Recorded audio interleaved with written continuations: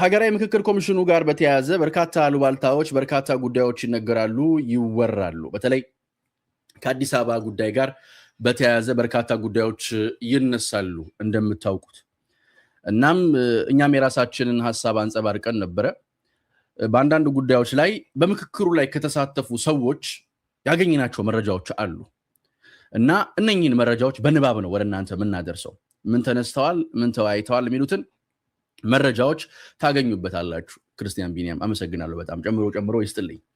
ይህንን እንደወረደ የሚቀርብ ማስታወሻ እንደሚከተለው አነበዋለሁ በደንብ በርካታ መረጃ ታገኙበታላችሁ ምክክር ላይ ከነበረ ሰው ላይ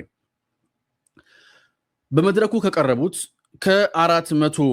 በላይ ምክር ሐሳቦች ውስጥ 396ቱ ሀገራችንን ወደ ዘላቂ ሰላምና ልማት በሚያመራ መልኩ በታላቅ ስምምነትና በአንድነት መንፈስ የጋራ መግባባት ተደርሶባቸዋል አንድ አይነት ስምምነት ላይ ያልተደረሰባቸውና ለቀጣይ ውሳኔ በአማራጭነት የተያዙት 4 ዋና ዋና አጀንዳዎች ብቻ ሲሆኑ እነሱም በሚከተለው መልኩ በዝርዝር ቀርበዋል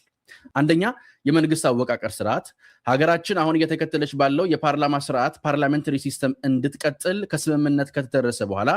መርሃዊ መንግስቱን በተመለከተ ጠቅላይ ሚኒስትር የሚለው ቀርቶ አማራጭ 1 ከፓርላማ የሚመረጥ ፕሬዝዳንት ይሁን የሚልና አማራጭ 2 በህዝብ በቀጥታ የሚመረጥ ፕሬዝዳንት ይሁን የሚል ሁለት አማራጮች የቀረቡበት ነው ሁለተኛ የፌዴሬሽን ምክር ቤት አባልነትና ውክልና ነው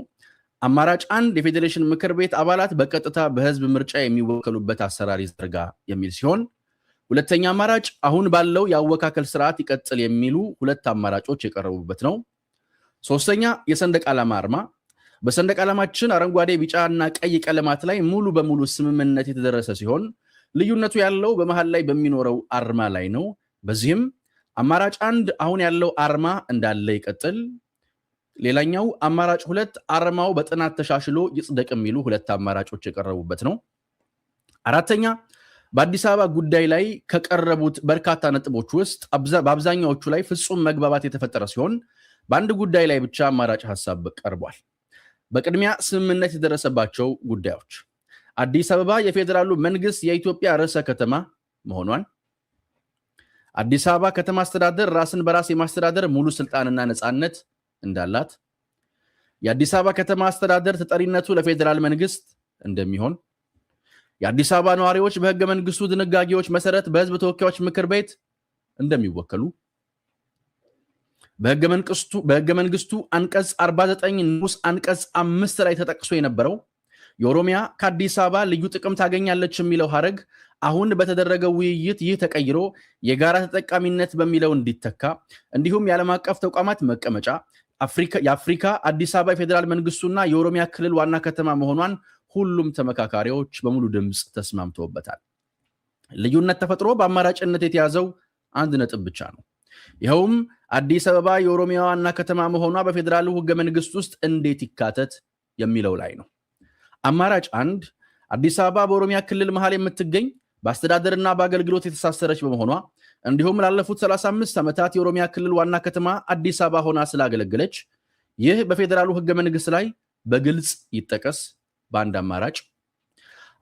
2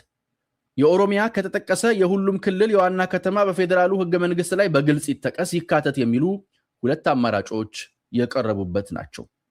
ከነዚህ ጥቂት በአማራጭነት የተያዙ አጀንዳዎች በማህበራዊ ሚዲያ የሚናፈሰው የአዲስ አበባን ጉዳይ ነጥሎ በተዛባ መልኩ ሐሰት መረጃ በመሰራጨቱ ትክክል አይደለም እንግዲህ በአዲስ አበባ ጉዳይ ላይ ብዙ ነገር ስላልን ዛሬም ደግሜ ያንኑ መልሼ ማለት አልፈልግም ግን ማንም ሰው ከዚህ የተሻለ ሐሳብ ይዞ ሊመጣ አይችልም ሁሉንም ማለት ሁለት አካላት አሉ ሁሉን አስማምቶ መሃል ላይ ሊያደርግ የሚችለው በተለይ በመስማማት ላይ የተቀመጡ ነጥቦች በጣም ጥሩ ናቸው ሌሎችም እንዲሁ በንግግር እየተፈቱ ይላሉ እኔ ቆርጦ ቀጥል ያዛም የዚህም ፖለቲካ እኔ የት ሊያደርስ እንደሆነ አላቅም ከዚህ የተሻለ ሐሳብ በምክክሩ ላይ ከተሻለ ሐሳብ አንድ አሸናፊ አንድ ተሸናፊ የማይኖርበት ሁሉም አሸናፊ የሚሆንበት ሐሳብ አለኝ የሚል ሰው ካለ እኔ ለመማር ዝግጁ ነኝ አሁን ባለው ግን ከዚህ ምክክር ተሳታፊ ያገኘነው መረጃ በጣም ጥሩ ሐሳቦች የተነሱበት እንደነበረ የሚያስገነዝብ ነው በመግቢያ ላይ እንዳልኩት ከምክክር ተሳታፊ የተገኘ ማስታወሻ ነው ዋነኛው ድል እያሸነፍን መቀጠላችን ነው አሁን ያነበብኩት ይሄንኑ በዚህ ላይ የነበረን ጉዳይ መሆኑን ልብ ማለት ያሻል